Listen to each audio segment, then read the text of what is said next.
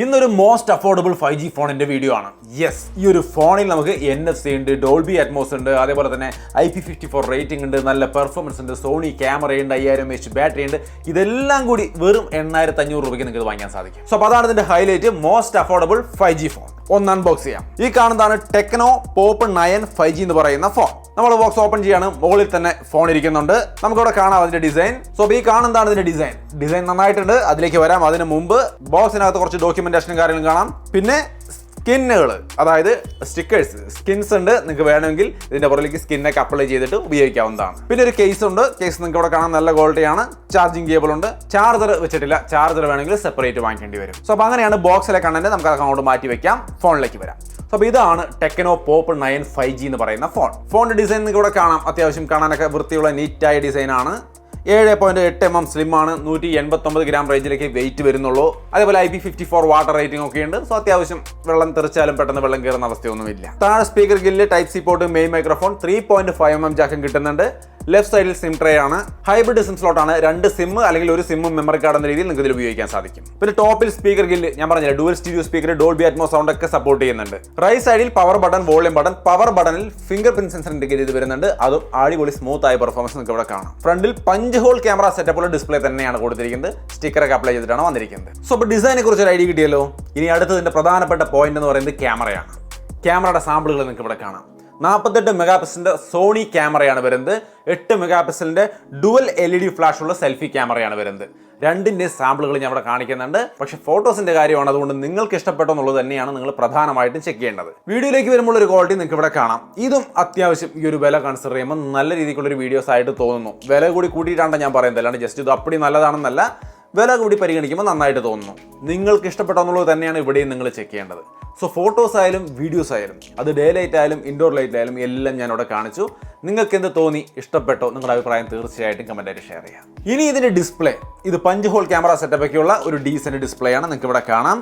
6.67 inch വരുന്ന 120% HD+ IPS LCD display ആണ്. 480 നിറ്റ്സിന്റെ brightness ആണ് വരുന്നത്. ഒരു ശരാശരി രീതിയിൽ നമുക്ക് കാര്യങ്ങളൊക്കെ കാണാൻ സാധിക്കും. പിന്നെ ഡൈനാമിക് പോർട്ട് എന്ന് പറയുന്ന ഒരു സംവിധാനമുണ്ട്. ഈ 5 ഹോൾ ക്യാമറ സെറ്റപ്പിന്റെ ഭാഗത്തായിട്ട് നമുക്ക് പല നോട്ടിഫിക്കേഷൻസും കോൾസിന്റെയും മെസ്സേജസിന്റെ ഒക്കെ ഡീറ്റെയിൽസ് ഒക്കെ നമുക്ക് ഇങ്ങനെ വരുമ്പോൾ അവിടെ ഇങ്ങനെ തെളിഞ്ഞ് വരും. നിങ്ങൾക്ക് ഇവിടെ കാണാം. അത് ഡൈനാമിക് പോർട്ട് എന്നാണ് അവർ അതിനെ വിളിക്കുന്നത്. പിന്നെ ഡുവൽ സ്റ്റീരിയോ സ്പീക്കർ ആണ് വരുന്നത്. സൗണ്ട് ക്വാളിറ്റി ജസ്റ്റ് ഒന്ന് കേൾപ്പിച്ചു തരാം.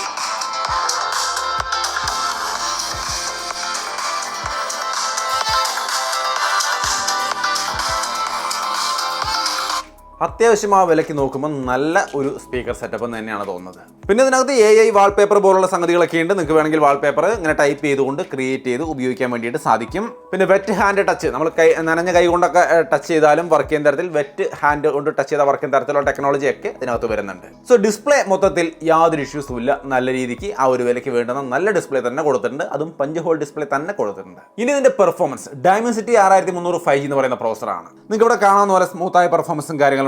LPDDR4X RAM തന്നെ കൊടുത്തിട്ടുണ്ട്.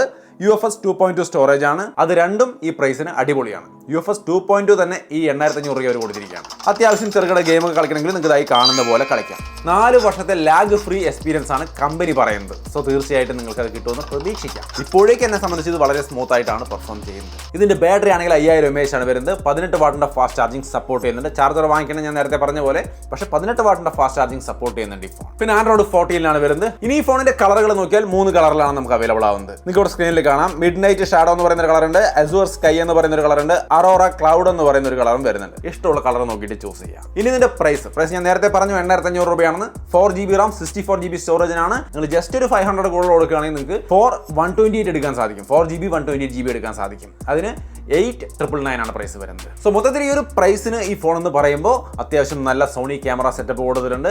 നല്ല IP54 റേറ്റിംഗ്, NFC സപ്പോർട്ട് ചെയ്യുന്ന Dolby sound, stereo speaker, 5 whole display, ഇങ്ങനെ എല്ലാ ഘടകങ്ങളും ഇതിൽ വരുന്നതുകൊണ്ട് തന്നെയും നല്ല ഫാസ്റ്റ് ചാർജിങ്ങും ബാറ്ററിയും ഒക്കെ ഉള്ളത് കൊണ്ട് നമുക്ക് ഈ ഒരു പ്രൈസിന് ഈ ഫോൺ നന്നായിട്ട് തോന്നുന്നു.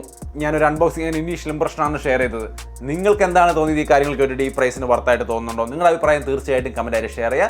നിങ്ങൾക്ക് ഇഷ്ടപ്പെട്ടുവെങ്കിൽ പർച്ചേസ് ചെയ്യാനുള്ള ലിങ്ക് താഴെ ഡിസ്ക്രിപ്ഷനിലുണ്ട്, ചെക്ക് ചെയ്യാം. സോ മൊത്തത്തിൽ ഇതുവരെ നിങ്ങൾ 4G ഫോൺ ഉപയോഗിച്ചുകൊണ്ടിരിക്കുന്ന ആൾക്കാരാണെങ്കിൽ പോപ്പ് ടു 5G എന്നുള്ളതാണ് അവരുടെ ഒരു മുദ്രാവാക്യം. തീർച്ചയായിട്ടും ഈ ഒരു 5G ഫോണിലേക്ക് നിങ്ങൾക്ക് അപ്ഗ്രേഡ് ചെയ്യാം. സോ അത്രയുമാണ് ടെക്നോ പോപ്പ് 9 5G എന്ന് പറയുന്ന ഫോണിനെ കുറിച്ചുള്ള എൻ്റെ അഭിപ്രായം. നിങ്ങളുടെ അഭിപ്രായം കമൻറ്റിൽ കാണുമെന്ന് പ്രതീക്ഷിക്കുന്നു. വീഡിയോ ഇഷ്ടപ്പെട്ടാൽ ലൈക്ക് ചെയ്യാനും ഷെയർ ചെയ്യാനും മറക്കണ്ട. വീണ്ടും ഒരു വീഡിയോയിൽ കാണാം. ബൈ.